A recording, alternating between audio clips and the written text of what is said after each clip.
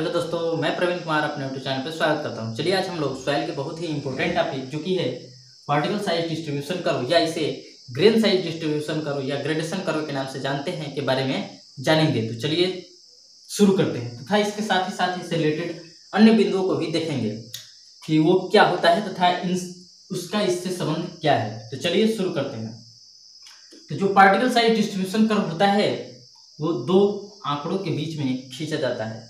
वे कौन कौन से आंकड़े हैं थोड़ा सा ध्यान दीजिए। एक है पार्टिकल साइज, यानी जो सॉइल के पार्टिकल होते हैं उनके साइज या उसका व्यास, और दूसरा उसके कॉरस्पॉन्डिंग परसेंटेज फाइनल। तो ये समस्या उत्पन्न होती है कि पार्टिकल साइज कहाँ से मिलेंगे, और ये उत्पन्न होती है कि परसेंटेज ऑफ फाइनल्स कैसे निकालेंगे। तो चलिए इसको देखते हैं।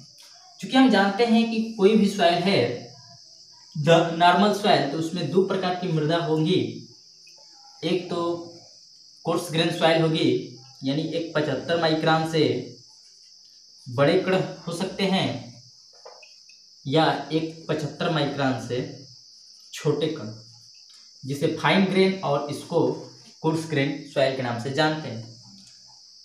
तो पार्टिकल साइज निकालने के लिए जो बड़े कण होते हैं, यानी 75 माइक्रोन से ज़्यादा बड़े कण, उनको तो सिर्फ एनालिसिस द्वारा, यानी इसको सिर्फ एनालिसिस द्वारा प्राप्त करते हैं इसके साइज के। और जो फाइन ग्रेन सॉइल होती है उसको सेडिमेंटेशन मेथड या जो पिपेट मेथड होता है, हाइड्रोमीटर मेथड, इसके द्वारा निकालते हैं। तो इसका तो बात चल गया कि इसको सिव एनालिसिस और सेडिमेंटेशन मेथड द्वारा निकाल सकते हैं, लेकिन ये बात आती है कि परसेंटेज ऑफ फाइनल, उस साइज की करस्पॉन्डिंग परसेंटेज ऑफ फाइनल को कैसे निकालें। तो चलिए मानते हैं एक सिव एनालिसिस करते हैं।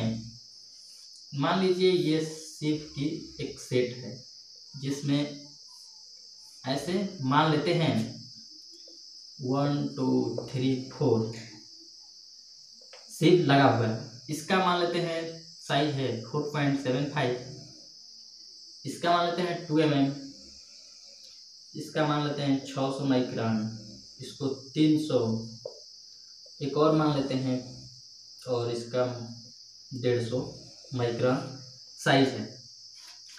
तो निकालते हैं कि परसेंटेज फाइनल कैसे निकालेंगे। तो मान लेते हैं कि 1000 ग्राम हमारा सैंपल है, कोई 1000 ग्राम सॉइल सैंपल है। तो मानते हैं कि 4.75 में 150 ग्राम सॉइल रिटेन हो रहा है।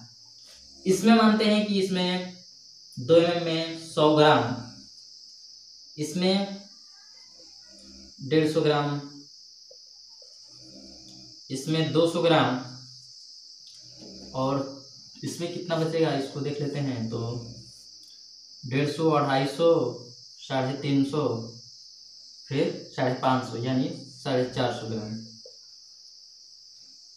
एक रैंडमली मान लिए कि इसमें इतना आया और इसमें इतना और इसमें इतना, और टोटल हमारे पास सॉइल सैंपल है 1000 ग्राम। यह है सॉइल सैंपल 1000 ग्राम। 1000 ग्राम में से 4.75 mm सिप पे 150 ग्राम रिटेन हो रहा है, 2 mm पे 100 ग्राम, 600 माइक्रोन पे 150 ग्राम, और 300 माइक्रोन पे 200 ग्राम, और 150 माइक्रोन पे 450 ग्राम। तो निकालते हैं कि क्युमुलेटिव वेट कितना रिटेन हुआ। क्युमुलेटिव, तो क्युमुलेटिव निकालने के लिए जैसे अगर इस चलनी की बात करें, इस पे क्युमुलेटिव में टोटल कितना वेट रिटेन हुआ है, तो क्युमुलेटिव रिटेन तो 150 ग्राम, इसमें तो 150 ग्राम। लेकिन अगर इस सीट की बात करें 2 mm पे, तो 100 ग्राम तो इस पे रिटेन हुआ ही है। उसके साथ ही साथ 150 ग्राम अगर इस पे रिटेन नहीं हुआ होता तो इस पे रिटेन अवश्य होता। यानी कि क्युमुलेटिव इस चलनी का कितना भार है, तो 150 प्लस 100 250 ग्राम। यानी क्युमुलेटिव के बारे में आप समझ गए होंगे कि क्युमुलेटिव होता क्या है एक्चुअल में। अब 250 ये और 150 ये हो गया 300, 400 ग्राम। और ये 600 ग्राम और यहाँ पे 1000 ग्राम। अब निकालते हैं कि जो कम्युलेटिव है परसेंटेज कम्युलेटिव कितना है, यानी कि जो टोटल वेट है इसका कितना परसेंट कम्युलेटिव रिटेंड हुआ, यानी कितना इसका कितना percent cumulative percentage cumulative retained हुआ। तो इसको निकालने के लिए 1000 का कितना परसेंट है इसको निकालेंगे। तो 150/1000 इंटू 100, तो यहाँ से जब करेंगे तो आ जाएगा 15%, यानी कि ये टोटल का 15% इस पे इस चलनी पे रिटेन हुआ है। अगर इसकी बात करें तो 25% आएगा, इसका बात करें तो 40%, इसका 60% और इसका 100%। अब बात करते हैं परसेंटेज फाइनर्स का कि परसेंटेज फाइनल होता क्या है और कैसे निकालते हैं।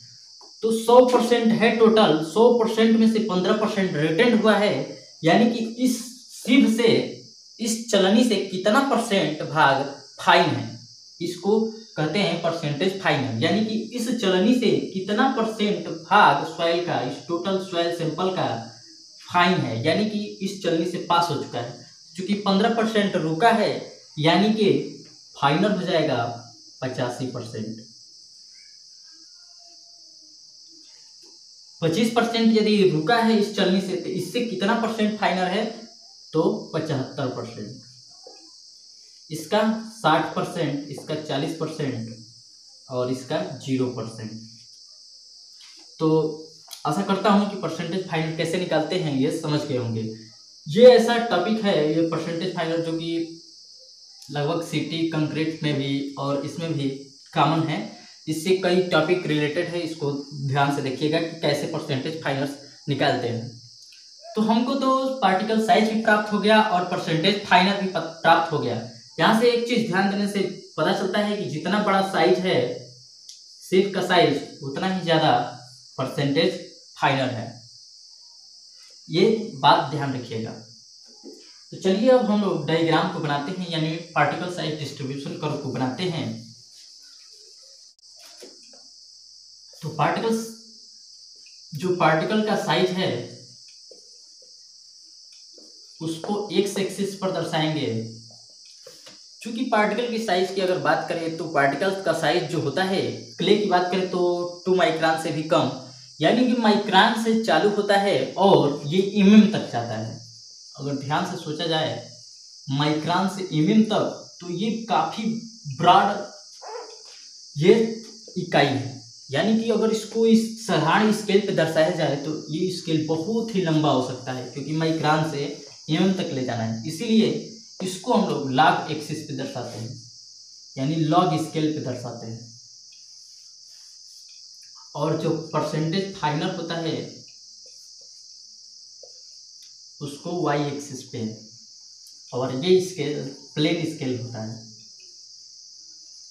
एक प्लेन स्केल और एक लॉग स्केल होने के कारण ये जो ग्राफ बनता है उसे सेमी लॉग ग्राफ कहते हैं, सेमी लॉग ग्राफ।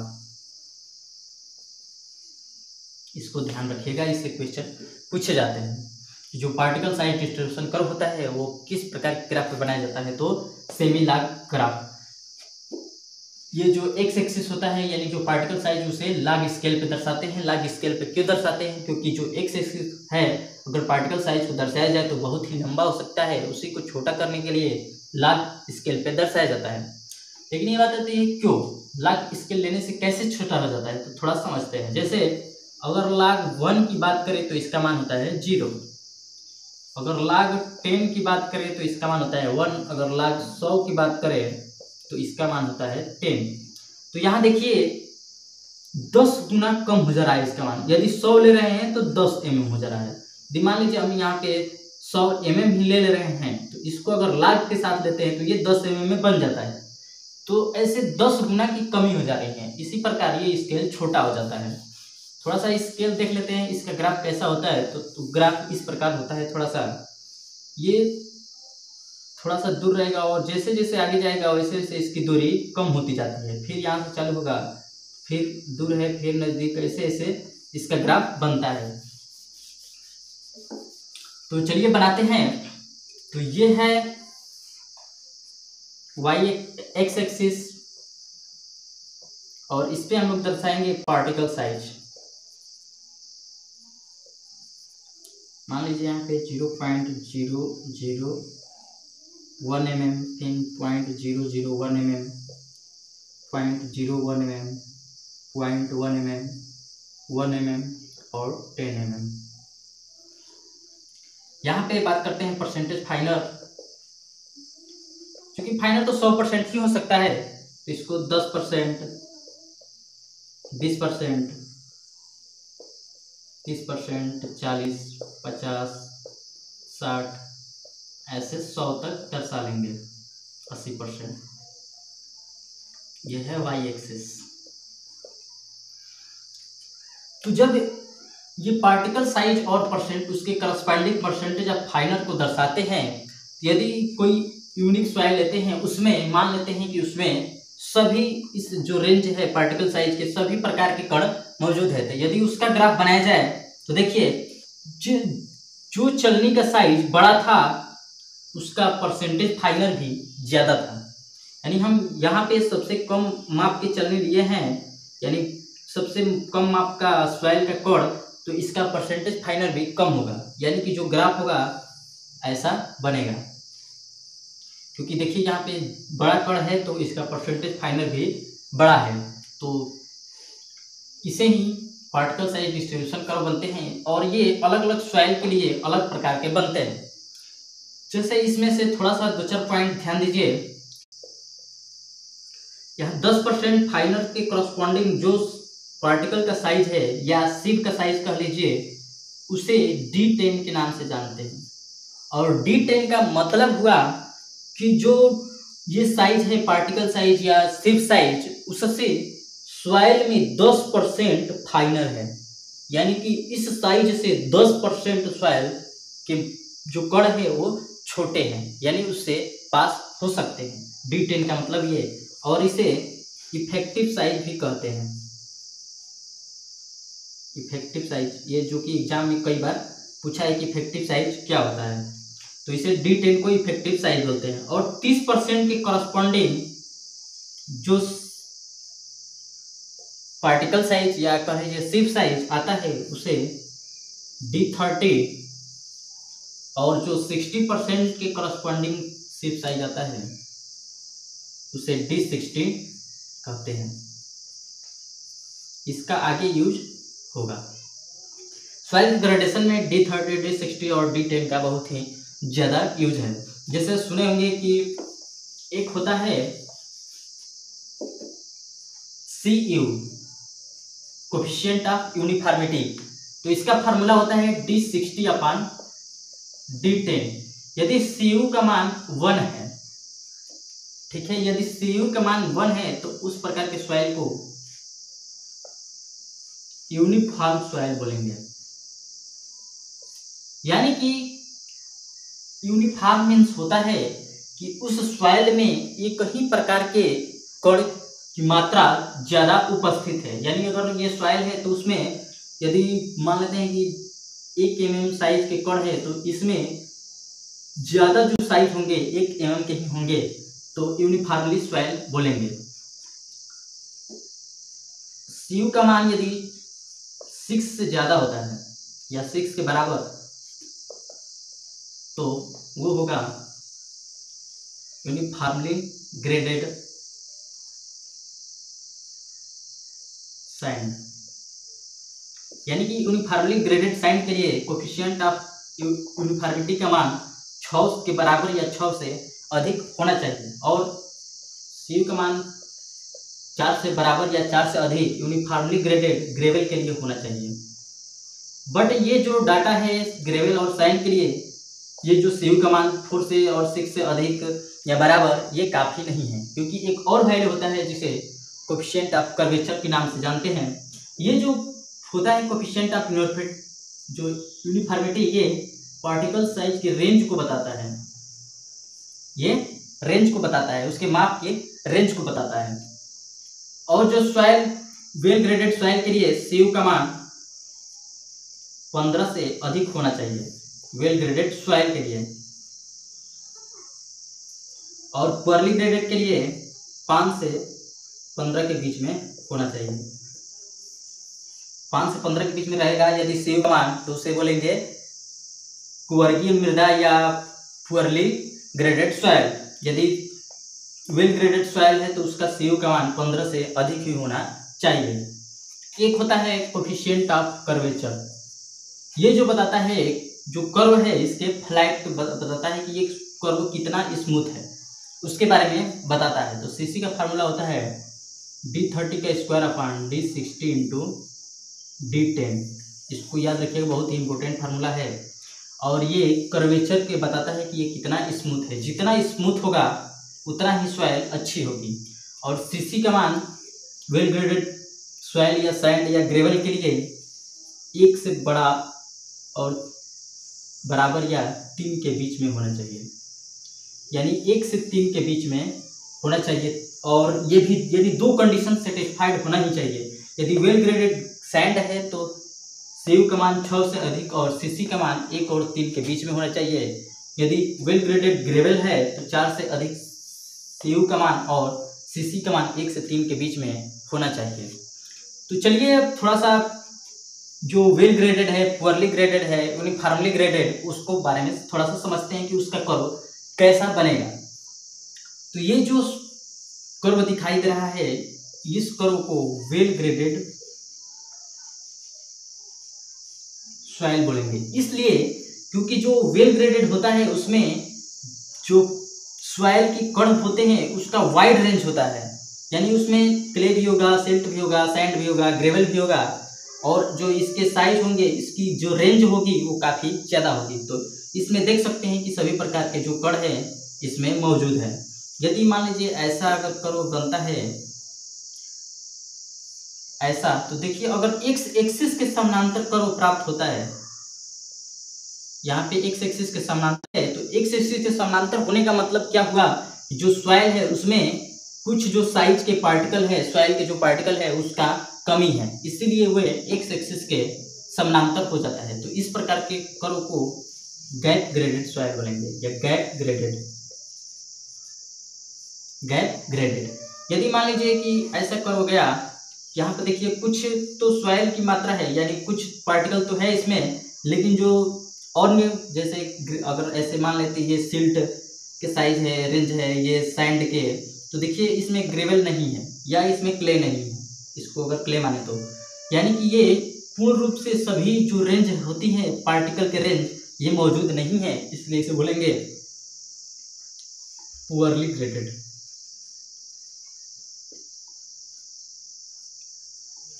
और यदि एक ही प्रकार के सॉइल या एक ही प्रकार के कण मौजूद है किसी सॉइल में, जैसे ये इसको देखें तो ये लगभग एक ही प्रकार के इसमें ज्यादा मात्रा में पार्टिकल मौजूद है, तो इसको बोलेंगे यूनिफॉर्मली ग्रेडेड। Uniformly graded. तो आशा करता हूं कि समझ गए होंगे कि वेल ग्रेडेड सॉइल किस प्रकार के सॉइल को बोलेंगे, जिसमें सभी पार्टिकल के रेंज के कण मौजूद हो तो उसे बोलेंगे वेल ग्रेडेड। यदि पुअरली ग्रेडेड की बात करें तो उसमें कुछ जो सॉइल के कण होते हैं वो मौजूद नहीं होते हैं, और जो गैप ग्रेडेड होते हैं उसमें कुछ जो कण होते हैं बीच के या कुछ कणों के माप उसमें लैक होती है, यानी कमी होती है। यदि यूनिफॉर्मली ग्रेडेड की बात करें तो उसमें एक ही प्रकार के साइज की मात्रा ज़्यादा होती है या मौजूद होते हैं। तो यदि बात करें कि कौन सी मृदा सबसे अच्छी होगी, तो जो वेल ग्रेडेड सॉइल होती है वो काफ़ी अच्छी होती है, क्योंकि इसमें बहुत काफ़ी रेंज में और विभिन्न प्रकार के सॉइल के कण मौजूद होते हैं, जिससे कि इसमें इंटरलॉकिंग या इसमें बॉन्ड कह लीजिए बहुत ही मजबूत होता है। इस प्रकार ये जो वेल ग्रेडेड सॉइल होती है काफ़ी अच्छी होती है।